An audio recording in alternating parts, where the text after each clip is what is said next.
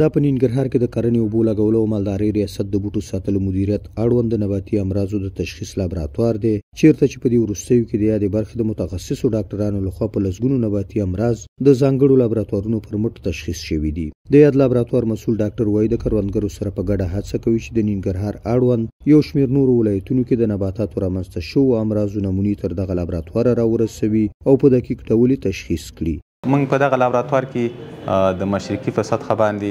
عموما کوم امراض چې دي په دغه ځای کې چک کوه د هغو موږ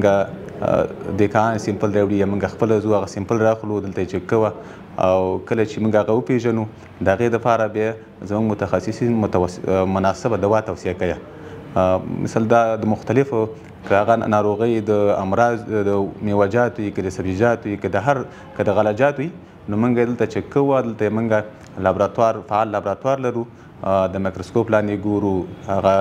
مشخصات یې ګورو، د هغې نه بعد بیا هغې دپاره موږ مناسبه دوا توصیه کوو. د لابراتوار مسؤل مدیر بیا وایي په جلال آباد ښار او یو شمېر زراعتي ولسوالیو کې کروندګر له هغه هټیوالو نباتي درمل رانیسي چې تر ډېره مسلکي ډاکټران نه دي او بې له تشخیصه کروندګرو باندې د درمل پلوري چې ډېر کله کروندګر بې فصله کوي. دا په کروندګرو باندې غږ کوي چې لومړی د کرنې ریاست اړوند دغه لابراتوار ته مراجعه کوي تر څو په کروندو کې رامنځته شوي امراض یې ورته په وړیا ډول د مسلکي اشخاصو لخوا معلوم او بیا ورته د درملو سپارښتنه وشي او کروندګر له لا نورو زیانونو سره مخامخ نشي. کوم دکانداران چې دي دا اکثره اوس تجاران دي، دوی کې مسلکي کسان ډیر کم دي، کوي هم په نشت باندې حساب دي. ځکه دوی ته چې دهقان مراجعه وکړي حتی که چېرته په مرض باندې پوه هم شي دوی ورسره د خپل د دکاندارۍ دپاره یو دوه دوايانې اضافه هم ورکوي چې دوی دکانداري وشي. نو موږ دهقانانو ته اکثره توصیه همدا کوو چې تاسو د هغه خپل مرض سمپل اول موږ ته مراجعه وکړئ چې موږ درته تشخیص کړو،